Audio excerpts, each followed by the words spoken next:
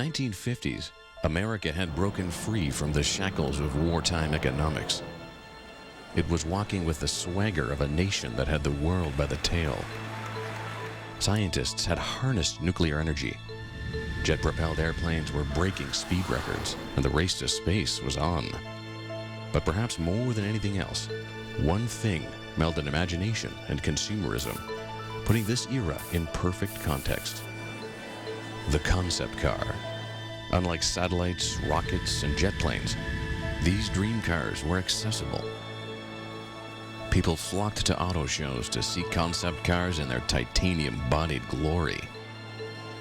They were snapshots of how America perceived its future. They were simply out of sight, unforgettable. But what happened to them? Most were destroyed. Some just plain vanished. But amazingly, some are still here. Introducing Studebaker's 1947 Woody station wagon.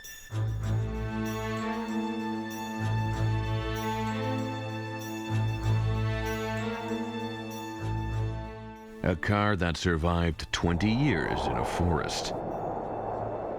Sat out through every Indiana cycle, and the elements were not kind to the body because there was no chassis underneath, so it was literally sitting up to its haunches in mud. And introducing the 1953 Buick Wildcat.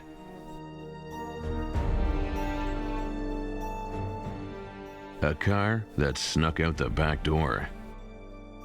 If they were politically connected, they would have somebody, an executive, say, I'm going to sign this car out for you, you take it home. I don't want to hear about it for 25 years or until I'm dead.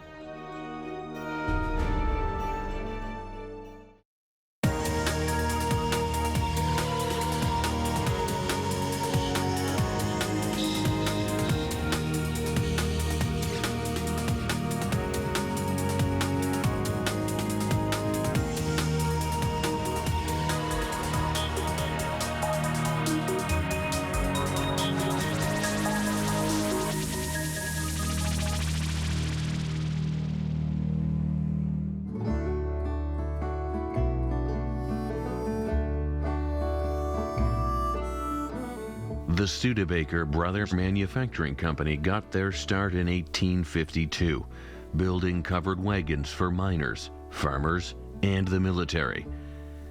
Their sturdy wooden wagons helped open up the western half of the continent.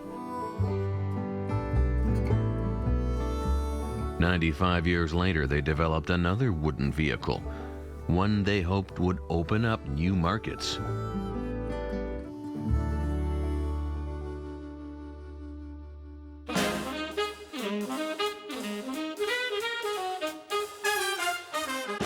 In the 1940s, Studebaker was a mid-sized car maker looking to expand.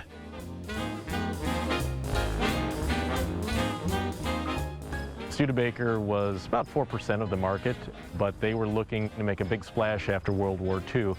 They had Raymond Loewy working on a series of all-new designs for the company. Raymond Loewy was a groundbreaking designer. He was called the father of industrial design and the man who shaped America. They were offering a full line of automobiles, convertibles, four-door sedans, the Land Cruiser, their stretched four-door model, and also offered a full line of trucks, so really the station wagon was the logical next step for them in the market. Loewy wasn't interested in building just another station wagon.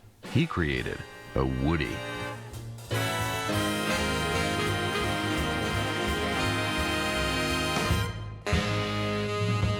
Well, the wood-bodied station wagon had been around for a number of years and was really an outgrowth of the carriage-making industry.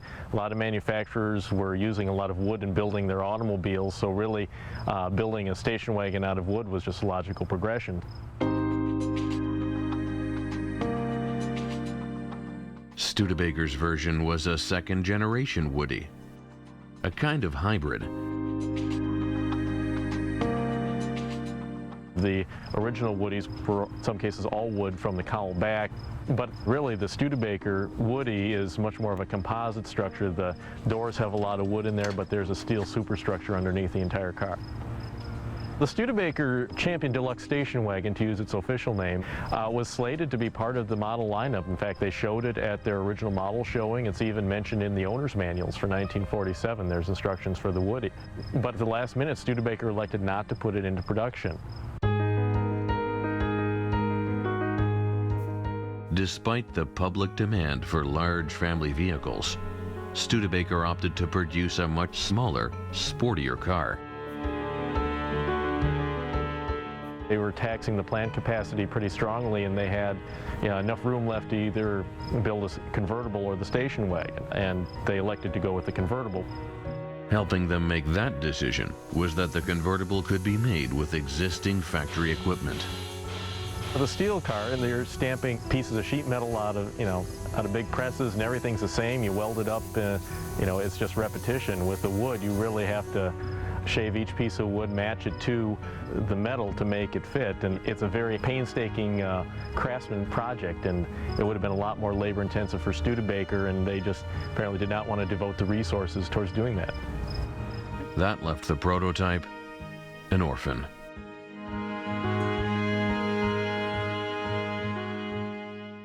Just because they didn't put it into production doesn't mean it wasn't a good car. In fact, the prototype ended up with more miles on it than most cars on the road. Studebaker used it as an engineering department runaround vehicle until the early 1950s. And it was not uncommon to see the car tooling around town or back and forth from Studebaker's engineering building to their company proving grounds, which were just outside of town. But in the 1950s, about 1955, they had logged about 80,000 miles on the car. I guess it was getting worn out, so they took the body off the chassis and tossed it into the infield of the company's proving ground test track.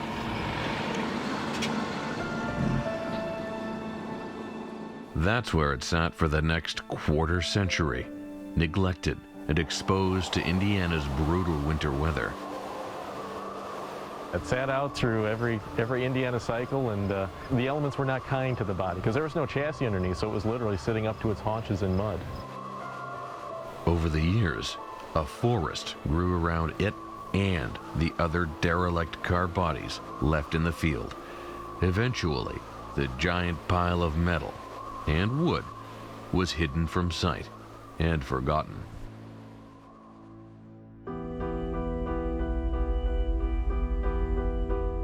That would have been the end of the line for the Woody, if not for a handful of Studebaker collectors that were willing to do whatever it took to recover this piece of history. Armed with pickup trucks, chainsaws, and lots of warm clothing and keeping the eye out for snakes and spiders and whatnot. It was just as much archaeology as retrieval in some cases. Getting it out of the forest only took a day. Restoring it took considerably longer. The car was basically rusted out from the belt line down with no chassis underneath it, and the floor pan was completely gone, and the wood pieces were mostly rotted. But we had about a dozen pictures and a very hard-working crew who labored on the car for about the next dozen years, getting it back to the point where it is as we see it here. Restoring a concept car is unlike any other car project you could undertake. There's nothing standard on a prototype because the original builders were making everything by hand. The roof is fabricated from about 8 or 9 different pieces of sheet metal and then grafted onto the body. The windshield is 2 inches taller on this car than any other 47 Studebaker, so we had to make sure to salvage the window frames. There were little things like the left and right sides are not perfectly symmetrical with one another, which frustrated our woodworking guy to no end as he realized he couldn't just duplicate the one side for the other. He had to fit every piece and every door frame to fit the car. The finished product, a car that started with Raymond Loewy's sketches and ended with dozens of volunteer mechanics, is fully functional and strikingly attractive.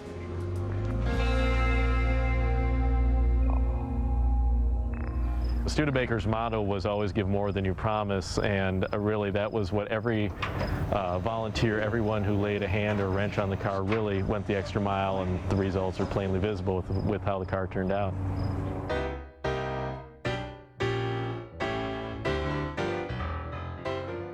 Studebaker did eventually release a production line of station wagons. And they owned the most beautiful station wagon in the world, the 1954 Studebaker Conestoga. The name Conestoga harkens back to the days of covered wagons. But the 1954 version didn't have a single piece of wood on it, inside or out. That leaves the 1947 concept car as the only woody wagon Studebaker ever built.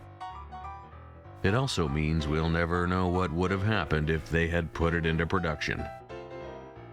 I think the station wagon would have been a successful product, but it's also hard to argue the raw numbers between that or the convertible, which supposedly was the preferred choice. 47, 8, and 9, they sold close to 25,000 convertibles, which was an absolutely astounding number for such a limited car. So you can argue they made the right decision, but boy, I would love to have seen a bunch of these running around today.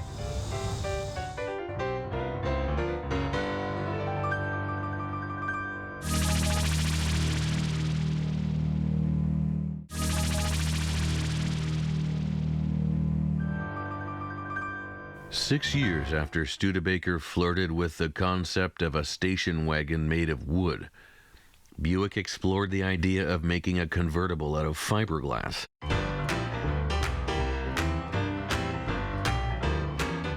It was called the Buick Wildcat, and everything about it was new. The entire body was made of fiberglass, something considered cutting edge at the time. So that was the new medium of the day. It allowed for new, flowing lines and daring shapes. It was built to be the star of the General Motors 1953 Motorama show.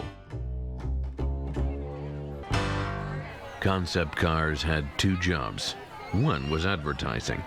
They had to be unique enough to draw attention to the brand. They were also a tool for market research, putting new ideas in front of the public to gauge their reaction. It's got a lot of features on it that are interesting. It was the beginning of the portholes here and the fenders for Buick. Eventually, of course, the portholes came off to the side. The wraparound windshield was new. The whole front grille was used in production Buicks. The front grille also includes a tribute to a 1950s TV star.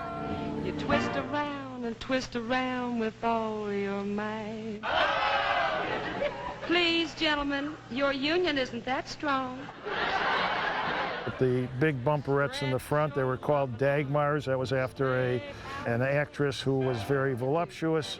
That became a styling cue not only for Buick, but Cadillac, and eventually even Chevrolet. That's what I call. I think you're all awfully sweet.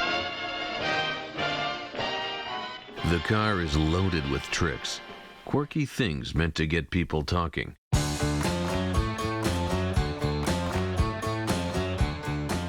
One of those is the cap for the gas tank. It's hidden inside the left taillight. This is how you'd fill it up, and this is how you'd cover it up. Lots of cars had a hood ornament on the front, but the Buick Wildcat is the only one in existence that had an identical one on the trunk as well. It's a beautiful emblem, by the way, and it's an interesting styling cue that never took for production. Within a couple of years, tail fins would be dominating the marketplace, but in '53, they were just beginning to find their form. The Wildcat sports 4 fins, all small and rounded. There's an old expression, that car's so big it looks like a boat. And my interpretation of these fins in the back is kind of blending the idea of using airplane styling cues and boat styling cues. So the back end kind of does have kind of a boat look to it, and it also has a aerodynamic look that might have come off airplanes of that period. Unlike a lot of show cars, this one was built to drive. All the gauges in this car work. Everything is hooked up. The clock works, the radio works. Some of the other cars, the gauges were just there for decoration. Even the spare tire is legit. Take a look at this trunk. By the way, all the tires on this car are original tires. This is an original tire here, US Royal Master. But look at the finishing of the car. Look at the detail in the trunk.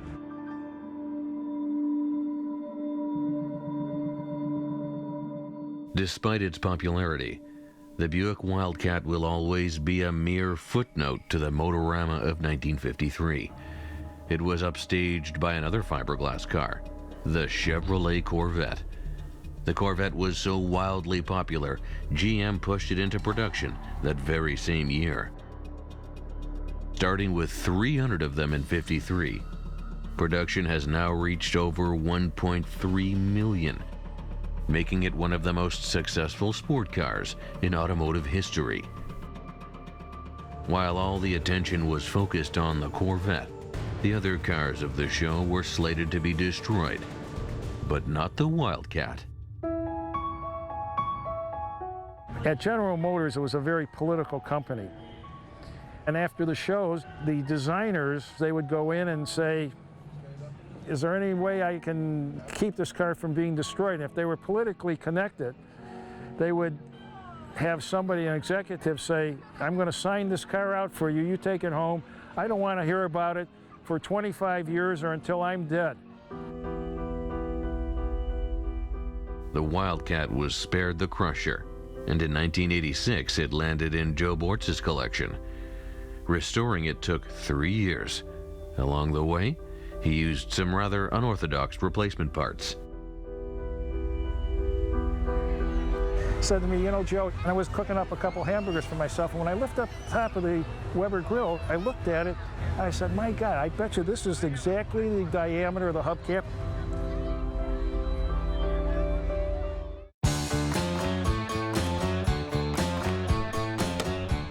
In the early 1950s, American car makers were looking to celebrate. We had just won World War II, and the idea of if you got it, flaunt it, was certainly a driving force at General Motors. GM spared no expense to get their new designs noticed by the buying public. Every year they built a collection of dream cars and took them around the country in a show called Motorama. It was a spectacle of forward-thinking engineering and space-age design. One of the stars of the 1953 Motorama was a car called the Buick Wildcat. It was big, powerful, and thoroughly modern. With all the eye-catching features the Buick Wildcat had, it would be easy to overlook the hubcaps. But even they had a clever little trick. When the car was moving, they didn't spin.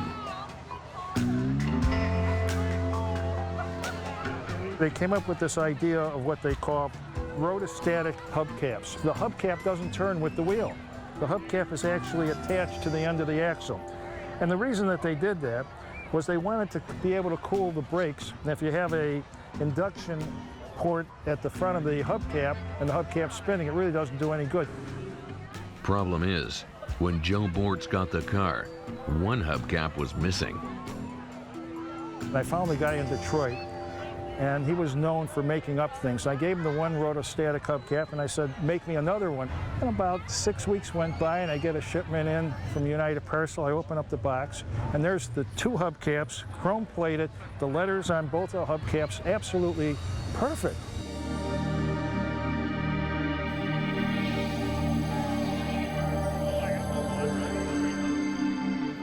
And I called the guy up and said to me, you know, Joe, he says, I'm a bachelor, and I have a little balcony on my little condo, and I have one of those little Weber grills.